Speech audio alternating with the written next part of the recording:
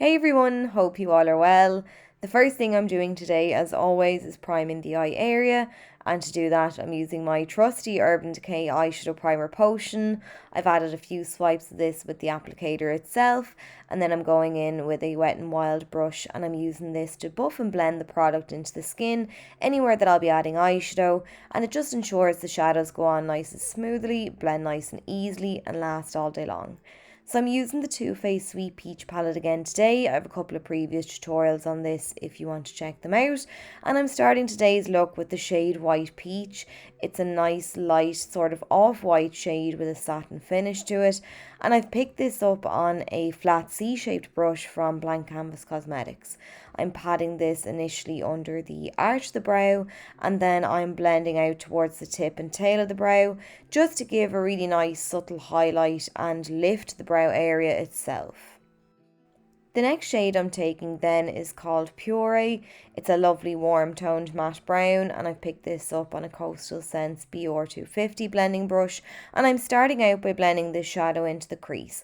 So I'm using back and forward sweeping motions to lay that colour down there first, just about the width of the brush itself, and then once I've gotten all of the shadow off of my brush, I'm just raising the brush a little bit higher. I'm placing it on that top edge, and I'm just then using larger kind of sweeping motions and circular motions once again, just to blend that colour upwards and outwards towards the brow bone and tail of the brow. And this just helps too that we have that nice light shade under the brow area that we applied first, because it just gives that brown something to fade into. So once I'm happy with that first layer, I'm picking up a little more shadow on my brush.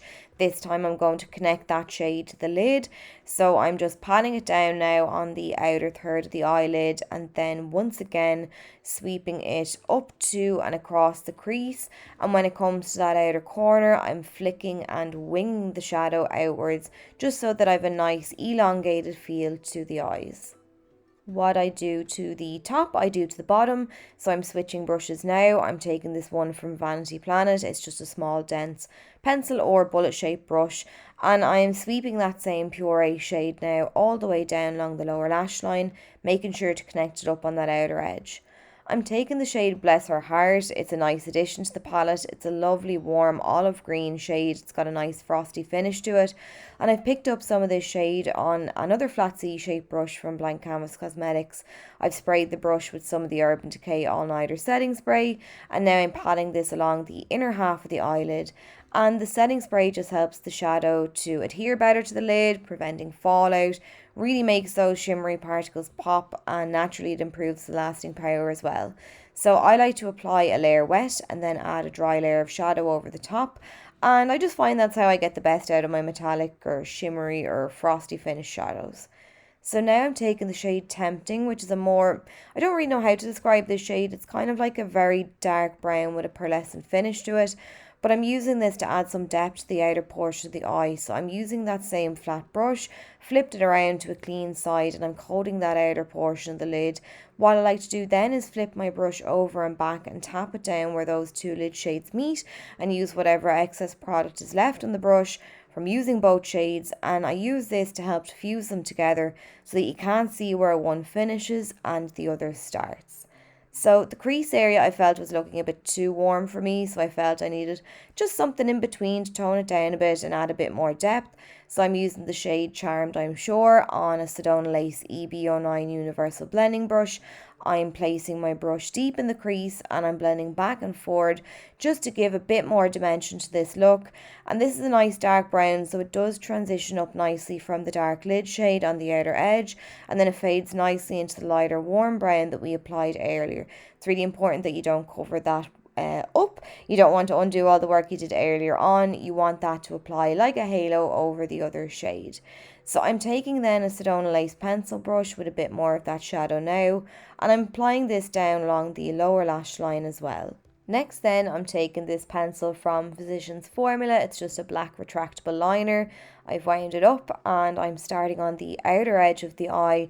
So I'm wriggling this pencil into the lash bed and onto the lash line itself. And I'm starting on the outer corner because I want the pencil to be a bit thicker, a bit heavier here. I want to keep all the darkness to the outer edge, but then I'm also applying it all the way across into the tear duct area, just to make sure that we don't have just a block of colour on that outer edge. Before that pencil sets down, then I'm just taking a flat C-shaped brush from Sedona Lace, and I'm using this with no product on it, just to wriggle over that black liner to fade it out. Then for the waterline, I'm switching to a brown liner because I think it complements the green really nicely. This is just a brown cake liner from KVD Beauty. I'm applying this to the waterline, and I'm also kind of smushing it into the lash bed itself and slightly underneath the lower lash line. So to highlight around the tear duct of the eye, I'm taking a mix of two colours.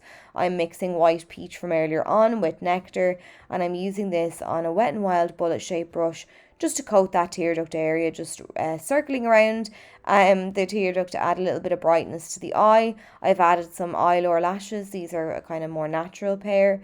And then I'm using that black liner once again just to smudge some down along the outer portion of the lash line, taking that brush again then once I've loaded the product on there, and I'm smudging it out. So once I'm happy with how that looks, I'm taking some mascara. This is the L'Oreal Bambi False Lash Mascara, and I'm using this to blend my own lashes in with the false ones and to also coat the lower lashes. But once I've done that, that's it. So I hope you enjoyed the tutorial. I hope you found it helpful and easy to follow. If you did, please do let me know, and I'll catch you all really soon.